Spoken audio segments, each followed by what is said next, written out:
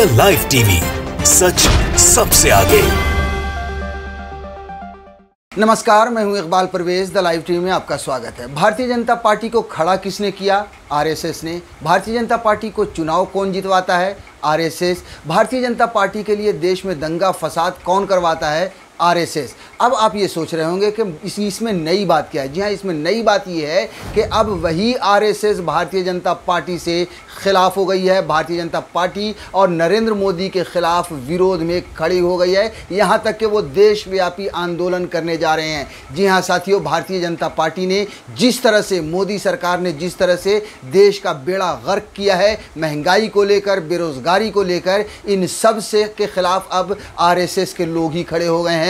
RSS की दो संघ, एक जो भारतीय मजदूर संघ है, जी हाँ आरएसएस की एक शाखा है, और उसके अलावा स्वदेशी जागरण मंच, ये भी आरएसएस की ही शाखा है। इन दोनों शाखाओं ने भारतीय जनता पार्टी के खिलाफ मोर्चा खोल दिया है, मोदी सरकार के खिलाफ खड़े हो गए हैं। जी हाँ, चाहे वो महंगाई हो, चाहे वो बेरोजगारी हो, और ख़ास तौर से अभी जो मोनेटाइजेशन की जो घोषणा हुई है कि मोदी की सरकार किस तरह से सरकारी संपत्ति को निजी हाथों में, निजी कंपनियों को देगी और उससे 6 लाख करोड़ रुपए का मुनाफा कमाएगी या पैसे वसूलेगी, उसको लेकर सबसे ज़्यादा ये आरएसएस की जो 2 शाखाएं हैं वो खिलाफ हो गई हैं। और देशव्यापी, जी हाँ, 9 सितंबर को बेरोजगारी या महंगाई के खिलाफ ये लोग देशव्यापी आंदोलन करने जा रहे हैं। उसके बाद 2 नवंबर को एक और देशव्यापी आंदोलन होगा। वो आंदोलन होगा मोनेटाइजेशन के खिलाफ, जो सरकारी संपत्ति निजी हाथों में मोदी सरकार दे रही है। अब तक तो आप देख लीजिए कि चाहे वो विपक्ष हो या फिर वो लोग जो मोदी विरोधी कहें, ये लोग मोदी की नीतियों के खिलाफ खड़े होते थे और उनकी हर जो भी उन्होंने बंटाधार किया है उस पर आवाज़ उठाते थे। लेकिन अब ये बड़ी बात है कि आरएसएस के संगठन भी मोदी के खिलाफ खड़े हो गए हैं। यानी कि भारतीय जनता पार्टी की माए बाप, मोदी के माए बाप, जिन्होंने मोदी को जन्म दिया है, मोदी को खड़ा किया है, प्रधानमंत्री बनाया है, अब वो लोग ही मोदी के खिलाफ खड़े हो रहे हैं। साथियों, आरएसएस तो अब खड़ा हुआ ही है, लेकिन भारतीय जनता पार्टी के नेता पहले से ही मोदी के ही खिलाफ कई बार आवाज़ उठा चुके हैं, उनकी नीतियों के खिलाफ आवाज़ उठा चुके हैं, जिसका जिक्र हम आगे आपके साथ करेंगे। आप हमारे साथ वीडियो में बने रहिए। लेकिन उससे पहले ये जो बड़ी खबर आ रही है आरएसएस से जुड़ी, वो हम आपको हेडलाइन बता देते हैं कि मोनेटाइजेशन स्कीम पर मोदी सरकार को अपनों ने घेरा, आरएसएस के संगठन करेंगे राष्ट्रव्यापी विरोध प्रदर्शन। नेशनल मोनेटाइजेशन पाइपलाइन प्रोग्राम को लेकर विपक्ष का विरोध झेल रही केंद्र सरकार अब अपनों के निशाने पर भी आ गई है। जी हाँ, हम सब जानते हैं और पूरे देश में बवाल मचा हुआ है इस बात को लेकर, चाहे वो महंगाई हो, चाहे वो बेरोजगारी हो, चाहे वो कोरोना की असफलता को लेकर हो, चाहे वो मोनेटाइजेशन को लेकर हो साथियों। लेकिन अब जो है सो आरएसएस भी खड़ा हो गया है।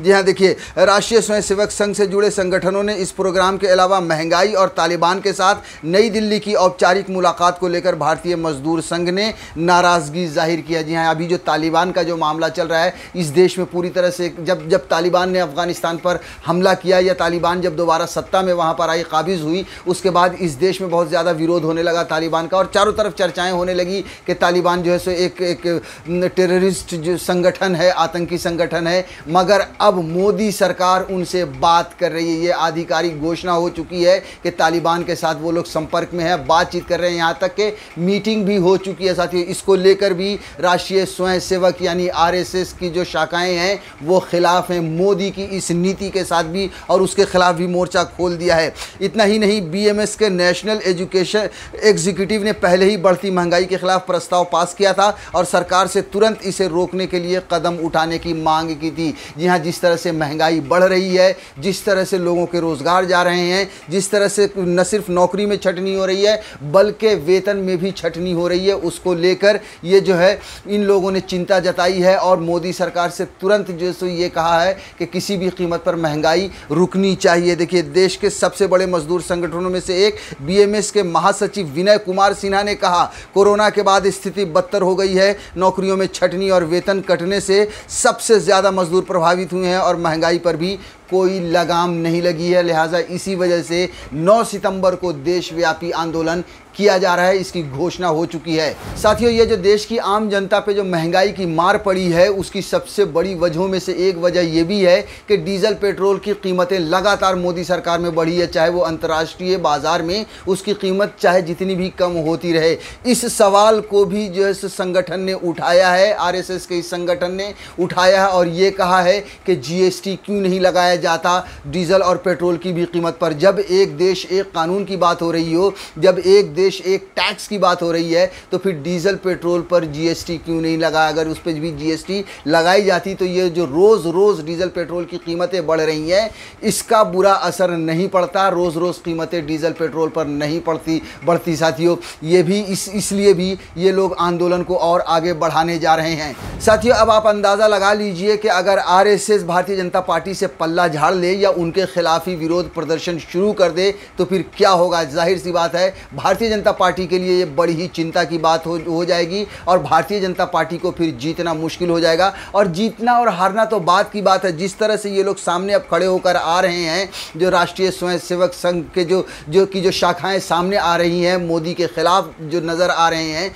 उसको देखकर ये कहना गलत नहीं होगा कि एक एक कर मोदी के खिलाफ सभी खड़े हो रहे हैं। जी हाँ, अभी तो विपक्षी दल ही हंगामा कर रहे थे, लेकिन अब उनके जो साथी थे, उनके जो माए बाप थे, वो भी उनके खिलाफ खड़े हो रहे हैं। यहाँ तक कि आप देखिए कि उनके पुराने साथियों ने कई लोगों ने जो है छोड़ दिया, भारतीय जनता पार्टी का साथ छोड़ दिया। इनकी दादागिरी की वजह से, मोदी और अमित शाह की दादागिरी की वजह से, इनकी जो है सो उल्टी सीधी नीतियों की वजह से। किसान आंदोलन की अगर बात करें, किसानों के खिलाफ जो 3 काले कानून बनाए गए, उसके बाद आप देखिए कि जो पंजाब में इनका जो अलायंस था, एनडीए को खड़ा करने वाले जो दल थे, उनमें से एक, सबसे पहले दलों में से एक था अकाली दल पंजाब का। उस अकाली दल ने नरेंद्र मोदी की सत्ता को छोड़ दी, यहाँ तक कि भारतीय जनता पार्टी से साथ छोड़ दिया। उनके मतलब एनडीए की सरकार, एनडीए से पूरी तरह से अलग हो गए, क्योंकि वो मोदी की नीतियों के खिलाफ थे। साथियों, ये जो मोनेटाइजेशन का जो अभी जो जिक्र आया है, इस पर भी बहुत सारे लोग खिलाफ हो चुके हैं भारतीय जनता पार्टी के। आप देखिए, किसान आंदोलन की अभी हम बात कर रहे थे, किसान आंदोलन की तरफ अगर देखें तो भारतीय जनता पार्टी के कई नेताओं ने इसके खिलाफ आवाज़ उठाई है। अगर आप राकेश टिकैत के बयानों को देखें तो उनका ये कहना है कि आधे से ज़्यादा भारतीय जनता पार्टी के नेता भी किसानों के साथ हैं, लेकिन वो बोल नहीं पाते। और ये हकीकत है कि नरेंद्र मोदी और अमित शाह की दादागिरी के सामने, क्योंकि पार्टी में सिर्फ इन्हीं लोगों की चलती है, इनके सामने भारतीय जनता पार्टी के नेता नहीं बोल पाते हैं, चाह के भी जान के भी नहीं बोल पाते हैं। आप देखिए कि अभी जब 5 सितंबर के दिन जब मुजफ्फरनगर में महापंचायत हो रही थी, तो आखिरकार वरुण गांधी ने जो है सो ट्विटर का हाथ थामा और वहाँ पर उन्होंने किसानों का समर्थन किया और ये कहा कि किसानों के दर्द को भी हमें समझना चाहिए, जिसके बाद भारतीय जनता पार्टी के लोग सफाई देने लग गए। मतलब ये साफ दर्शा रहा है कि कहीं ना कहीं की मोदी की जो नीतियां हैं, मोदी के जो कानून हैं, और उससे भारतीय जनता पार्टी के नेता भी खफा हैं, उससे जो है सो इनका साथ देने वाले आरएसएस के संगठन भी खफा होने लगे हैं। और भारतीय मजदूर संघ और स्वदेशी जागरण मंच का अगर ये विरोध आगे बढ़ा, इसने तूल पकड़ा, तो भारतीय जनता पार्टी के लिए ये बहुत ही घाटे का सौदा होगा। और जैसा कि मैंने पहले भी कहा कि चुनाव तो बात की बात है, लेकिन लोगों में ये संदेश जाएगा और जाना शुरू हो चुका है कि मोदी के जो समर्थक थे, जिन्होंने मोदी को खड़ा किया, जिन्होंने भारतीय जनता पार्टी को खड़ा किया, अब वो लोग भी भारतीय जनता पार्टी की नीतियों के खिलाफ खड़े हो रहे हैं। उन लोगों ने भी मोदी के खिलाफ मोर्चा खोल दिया है। द लाइव टीवी, सच सबसे आगे।